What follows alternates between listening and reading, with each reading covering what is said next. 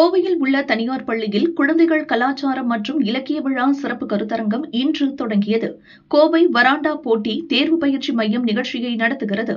கருத்தரங்கில் கோவையின் பாரம்பரியத்தை விளக்கும் புகைப்பட கண்காட்சி, ஓவிய போட்டிகள் மற்றும் மண்பாண்டங்கள் செய்யும் பயிற்சி அளிக்கப்படுகிறது. சமூக பொறுப்பு குழந்தை பருவத்தில் இருந்தே தொடங்க வேண்டும் என்பதை மையமாக வைத்து நடத்தப்படும் இந்த 2 நாள் விழா நாளை நிறைவடைகிறது. ஏராளமான குழந்தைகளும் பெற்றோர்களும் ஆர்வத்துடன் பங்கேற்றுள்ளனர்.